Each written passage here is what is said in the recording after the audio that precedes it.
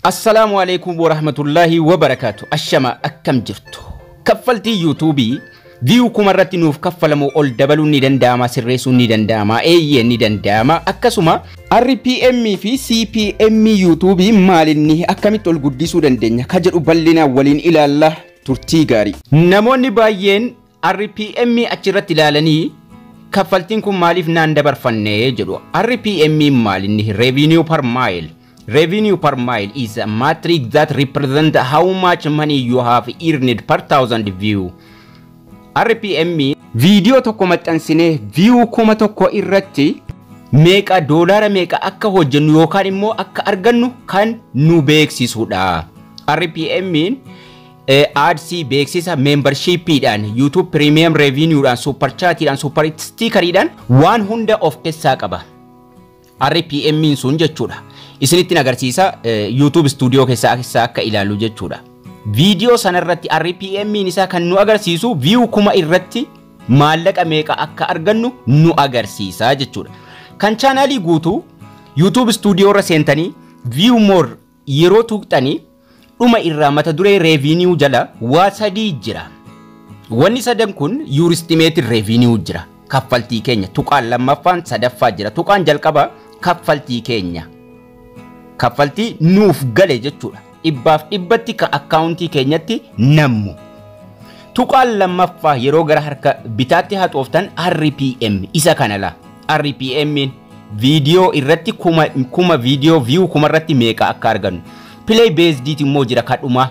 Sun immoo maalinni sun maal nutti agarsiisa?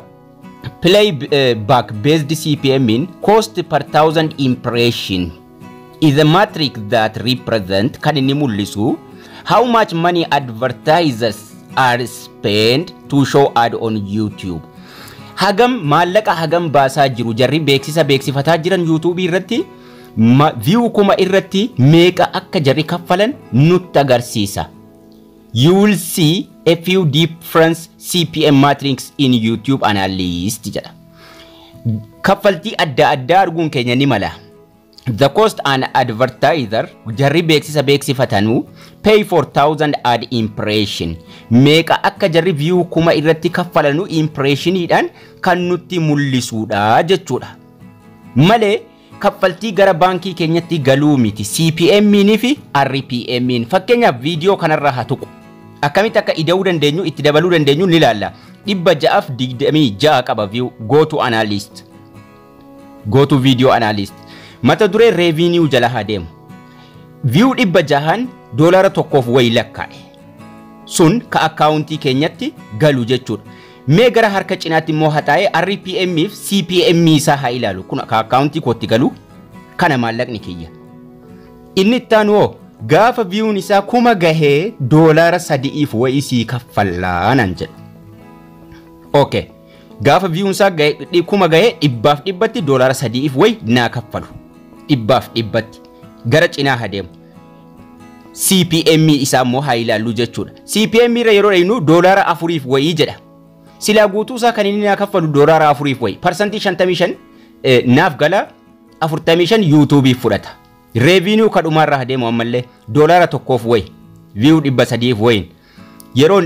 Yeroon kuma ga'e doolaara 2 wayi naa kaffala. Silaa 3 wayi ture kan beeksifni narra deemaa jiru doolaara 3 wayi. 3 saantima 99. YouTube meeqarraa fudhata? Parsantii 45 irraa fudhata. Gaafa kuma ga'e garuu doolaara 2 saantima 91 ta'a. Kuma irratti meeqa naa kaffala jechuudha? Doolaara 2 saantima 91 naa kaffala. Estimated revenue dha jechuudha. Video kana haa ilaalu kumaaf wayi viewun isaa doolaara 270 kana jechuun gaafa kuma ga'e 2 wayi jechuudha 227. CPM isaa immoo yeroo laallu 5 wayi. Beeksifni narra deemsifamaa jiru kuma irratti doolaara 5 wayi kaffala. YouTube yeroo parsantii 45 fudhatu meeqa taha 2 wayitti dhufee galaa jechuudha. Impression isa gara Chrome irraa ilaaluun ni danda'ama. Chrome irra galee yeroon ilaalu revenue mata duree jedhu jalan seena akkuma YouTube studio irraa jechuudha. Doolaarri tokkoof wayi kan naa kaffalame doolaarri RPM jala jiru 3 wayi immoo gaafan kuma gahee kan inni argadhu play based immoo kan sila beeksisaan naa kaffalamaa jiru YouTube narraa kutatu jechuudha. Kuma irratti beeksisaan kan naa kaffalamaa jiru 462.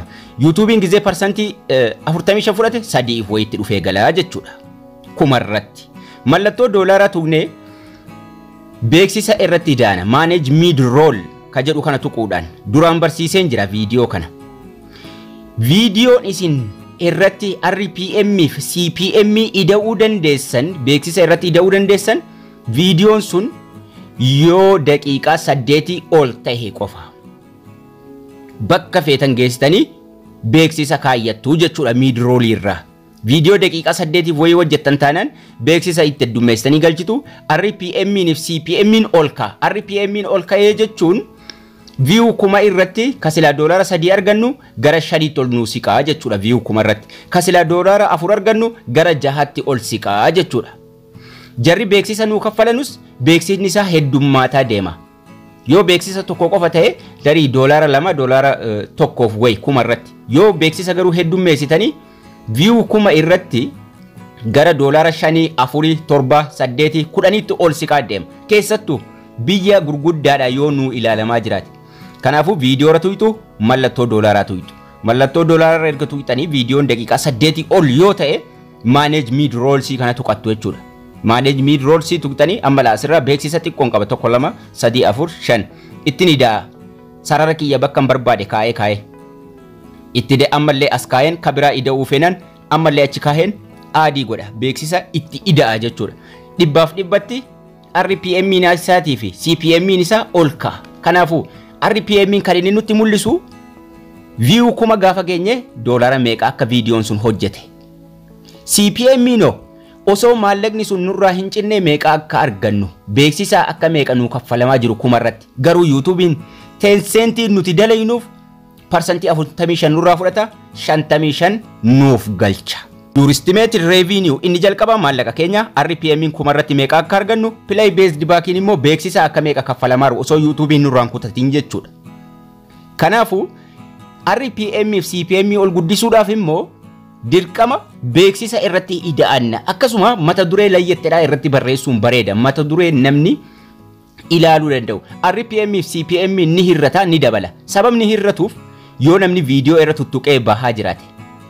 Sababni inni guddatuufo viidiyoo daqiiqaa 8 hojjenne yoo namni sun viidiyoo san haga daqiiqaa 3 4 dhaggeeffataa ta'e RPM isaa guddataa deema. Kana jechuun kuma irratti gatiin nuti silaa argannu ol ka'aa deemaa jechuudha dabalaa deema. Garuu namni irra tuqee bahaa taanaan beeksisuma qofitti ilaalee bahaa taanaan osoo viidiyoocha hin ilaalin irra tuqee bahaara taanaan RPMnis CPMnis kan silaa kuma irratti doolaara 5 argannu gadi bu'aa dhufa. Kuma irratti doolaara 2 tahaa dhufa jechuudha. Kanaafuu kan nuti hojjechuu qabnu maalinni viidiyoo bareedaa kan nama haga daqiiqaa 3 daawwachiisuu danda'u 4 daawwachiisuu danda'u hojjechuu qabnan isiniin jedha. Barnoonni keenya har'aas kana fakkaata. Akka isin irraa barattan abdii guddaan qaba. Haga barnoota kutaa itti aanu walitti deebinutti turtii gaarii.